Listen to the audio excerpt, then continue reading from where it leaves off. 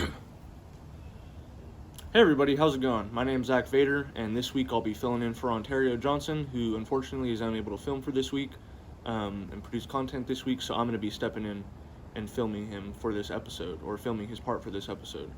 And so first, what we're going to jump right into is a little bit of a name change. We're always called a sports broadcasting station or sports broadcasting channel, whatever you might, sports show. We're changing it officially to the Tiger Sports Corner. Repeat it again. We're going to be called the Tiger Sports Corner from here on out. So yeah, our video should be titled that. We'll be calling ourselves that. Yeah. And so I'm just going to be moving on to what we're going to be talking about for this episode. And so these past couple weeks, UOP has started playing a lot more sports, including volleyball, including tennis, including cross country. So we're going to kind of jump into what they've been doing these past couple weeks, this past week, and kind of just go over what they've been doing, show you guys some of the games that they have for the next few weeks. Beyond that, I'm going to be talking about what the Major League Baseball League has done, Major League Baseball MLB, what they have done in the past few weeks when it comes to their actual season, their spring training, how their players are going to get paid, things like that. So I'm going to be jumping into the teams real quick right here. And stay tuned if you want to hear some more of the individual stats from Bryce, because of course he's going to be going over that next. And so first, I'll go into the men's basketball team. Men's basketball team, they haven't really had an opportunity to play a bunch of games this past week due to other teams having coronavirus testing scares. I can't name the teams off the top of my head right now, but they did play.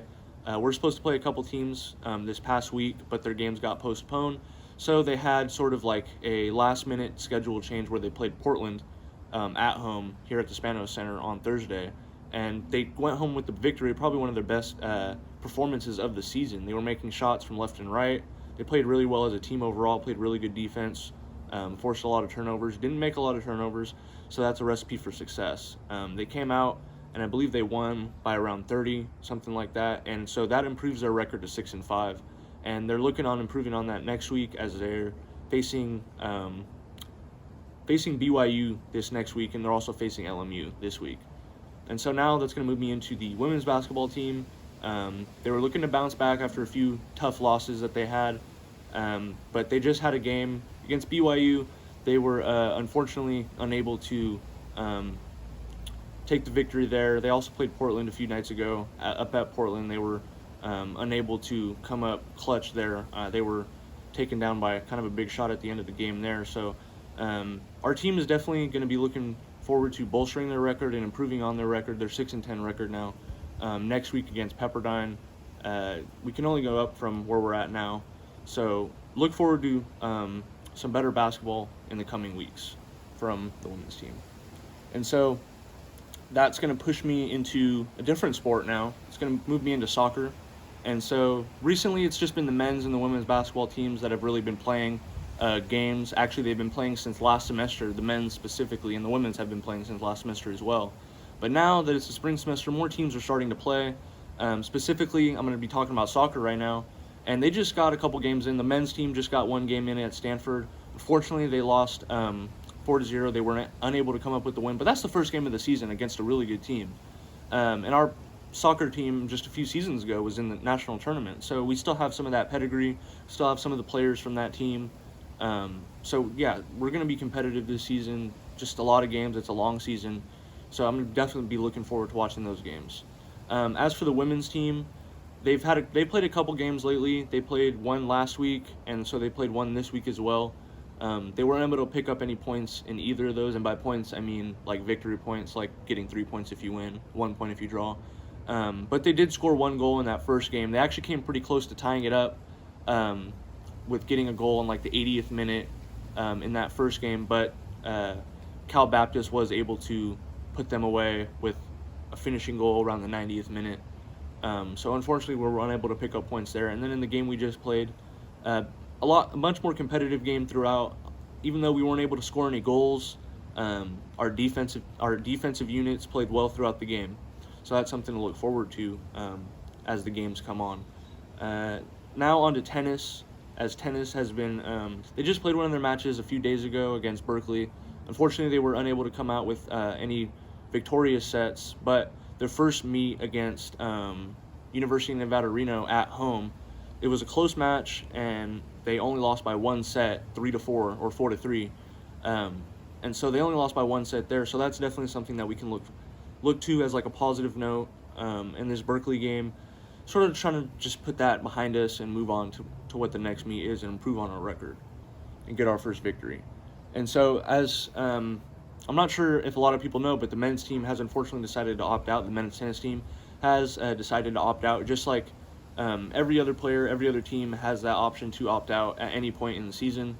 There have been other teams on UOP's campus, like the men's water polo team, that have also decided to opt out for the season. So it's the men's tennis team and the men's water polo team. They've both decided to opt out, and one could speculate that's possible because they have more international players than other teams. They tend to recruit more internationally, and it might just be kind of just a hassle to get these players back and forth seamlessly, and it might just be better overall to let them stay home. And so that's going to move me on to the swimming and diving team, or basically the swimming team. They just had their first meet last weekend. They had it out at Stanford. My apologies, and they were unable to come up with any victorious races. Actually, most notably, freshman Aiden Scott was able to place third in multiple backstroke events. He placed third in a couple of them, but he didn't place higher than third in any of them. So that's something that we can look at as a bright spot. There were also a couple other swimmers who had high finishes and some good times. And so we're looking forward to our next meet, which is going to be on February the 17th through the 20th over at Cal Poly San Luis Obispo. That's going to start from the February 17th to the 20th. So that's going to be something to watch out for, as our both men's and women's swim teams are looking to improve on their performances from this past week. And so to finish off with the UOP teams, I'm just going to go through the cross-country team. We have a women's cross-country team here at UOP, and they just had their first meet last week, and they are having a meet today. Actually, today's Saturday the 13th. They had their first meet last week. Unfortunately, they didn't have any victorious runners, but redshirt senior Emma Winkler did finish top 10. She actually finished 7th with a time of around 19 minutes and 22 seconds in between there. So it's definitely something to look forward to. We also had a couple more UOP runners finish in the top 30, so definitely something to improve on, especially with a big field like cross-country tends to hold. If you're watching this, the meet's probably already been played, so if you want to go check out the results, go on UOP's website, the UOP Athletic website, and check out those results. And so that's going to move me on into the game of the week here at UOP, and that game of the week is actually going to be the men's game, the men's basketball game from when they played Portland. And so I'm choosing this as the men's game of the week or the game of the week, my apologies, just the game of the week in general, because this was probably the most dominant performance that the men have put together all season. And it was against a conference opponent, and so this game really matters a lot in the standings, and it sort of just like asserts UOP's dominance over Portland, and it adds on to a confidence level that UOP has been needing for a while now. It raises that confidence level, and so now on from these games coming up in these next weeks, they play LMU today, and then they're going to play BYU later this week. They played BYU fantastically a couple weeks ago, and so maybe this boosted confidence, maybe this 30-point win against Portland, maybe that will boost us over BYU, a team like BYU. So let me just get right into it. And so UOP really dominated at the half. I mean, you can't call a game at the half, but UOP was up by almost 20 at the half, and they were really dominating. They forced a lot of turnovers. Portland was really relying on graduate transfer Michael Hand to score a lot of their points. He had 13 points in total in the game, and they only had 28 points in the first half. I remember at one point he had to have had at least half their points when they had 18 around there in the first half. He had 4 3-pointers, I believe, in the first half, so he did have a lot of points in the first half. But UOP was fortunately able to neutralize him. And this game is just a prime example of when we're able to consistently hit our shots, consistently find that open man, consistently get good looks, because we can make the good looks. It's just about getting those good looks. We had 20 assists this game to Portland's only 10 assists. So that means that we're finding the open guy, these guys are taking open shots, and we're getting buckets. And so this is really going to help out the team's confidence level, especially when we have guys like Jeremiah Bailey and Jordan Bell, catalysts on this team, guys who put up a lot of points regularly for this team, like point scorers for this team. It's really a big help when they're doing what they need to do, and at a very nice level. They both scored very efficiently. Jeremiah was 8 for 13 from the field, and Jordan Bell was 8 for 12 from the field. And they both finished. Jeremiah finished with 21. Jordan Bell finished with 18. And it's really another plus when they can stroke it from three as well. When our team starts making 3-point shots above our normal clip, which is around 30%, that's a good sign, because 3 out of 10 shots is good, but anything above 3 out of 10 shots being made from three is even better, because now we can add on 3-pointers. And so we're going to be looking to improve on our record next week, like I said, against BYU and against LMU. I'm expecting a win against LMU. I'm forgetting if we won or lost when we played them. I think we won. So we're going to be looking for a series sweep against LMU. It's very possible, especially with this confidence that we're going into the game with.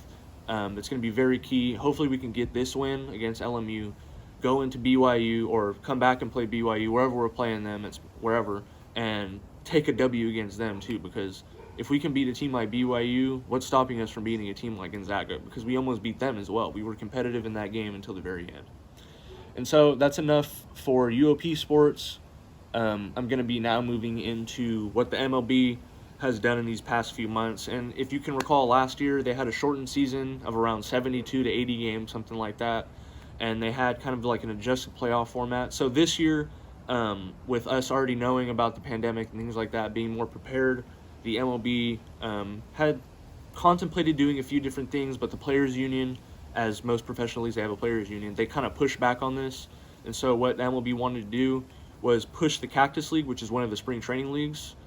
They wanted to push the Cactus League back a month, which means that less games will be played in the regular season. And so the players' union, they're really pushing for as many games as possible, because players get paid pretty much by game. And so the more games you play, the more money you make. And so these players want to make as much money as possible, especially after a shortened season from last year. But what's notable is that a lot of the MLB salaries are under $100 million. And that might still seem like a lot of money, but compared to the NBA, there's only a handful of teams, maybe 2-3 teams that are under $100 million for salary for the entire team. And the MLB they have a bunch of teams. Around half the league is under $100 million in salary. So that means that this is a lot of money, but that still means that these professional athletes, that they're not getting paid what they're normally used to. And so that might seem like a stretch, but these players are still, they want their money. They want what they were kind of promised with their contract, because right now they're getting prorated based on the games, which means they're only getting paid based on how many games are in a season. And so the players are pushing back, and they said, well, if you want to move the games, want to move the season back, we're going to have to add more games onto the season because we want more games. And so that doesn't really add up logistically when you're thinking about playing an outdoor sport in November and December. Think about it. The World Series is normally played in October, but if you were to extend games, you'd be playing baseball in November weather, December weather. And there are domed arenas, there are domed stadiums, which are feasible options, feasible substitutions to an outdoor stadium. But realistically, teams really just want to play as many games as they can. And why would you want to play baseball in November and December? Baseball is an outdoor sport. So really what's going to probably happen is it's going to be a regular spring training start, which is going to be soon, couple days, couple weeks, and as a regular season, as regular as possible. But I would be, as a baseball fan, I would be prepared for things to switch up, schedule change, maybe the playoff format switch ups a little bit. I'm not really sure. Based off what I just explained to you, though, the regular season does seem like it's going to start relatively around the same time. So be prepared around mid-March, maybe around April for the season to start. And you could be looking forward to maybe not 162 games, but you could be looking forward to a longer than what we had last year type of season. So that's going to be all from me. I'm going to move it on to Bryce Kirk, who's going to hit you guys with some more information. And so, yeah, that's all from me, Zack Vater, with the Tiger Sports Corner. And I'll see you guys next week, where you'll be probably seeing Ontario. Thanks. Bye. Hey everyone, it's Bryce Kirk again with the Tiger Sports Corner. As everyone is aware, the month of February marks the annual Black History Month, and us over here at Pacific Broadcasting want to shine some light into the importance of Black History Month, what it has on everyone around the world. The remembrance of the many great African American figures in our history is unforgettable and has paved the way for many figures we have in today's society. To conclude this segment, we want to highlight a massive figure who, one, constantly gives back to his community, and will go down in history as one of the most historic athletes, but also human beings, and that is LeBron James. Aside from the amazing athlete that LeBron is, it's his passion for people and change that really stands out, and we all appreciate and thank LeBron and all the amazing African American figures for their contributions to not only sports, but to our society as well. This next segment I'll briefly touch on, as many of you have seen, is Super Bowl 55. The Tampa Bay Buccaneers won by a score of 31-9 over the Kansas City Chiefs. Throughout the entire game, the Chiefs simply didn't have an answer for Tom Brady and the Buccaneers, as he threw 21 for 29 with 201 yards and 3 touchdowns. On the other side, Patrick Mahomes threw 26 for 49 for 270 yards, but they couldn't get anything done as the Buccaneers held on to 2 interceptions and 0 touchdowns, ultimately taking away the Chiefs' only hope. This marks the second Super Bowl win in franchise history for the Buccaneers and the 6th by Tom Brady, most out of any player ever. Lastly, for this week's segment, I'll go over some standout athletes from this week's Pacific Athletics. A good recognition was also given to women's basketball last week, as their very own Valerie Higgins received the UCU WCC Hoops Player of the Week, her second of the year. Pacific Athletics has many sporting events coming up this week, and we hope to see everyone's support. I want to personally thank all of you for stopping by this week, and I hope to catch you next week in the segment of the Tiger Sports Corner.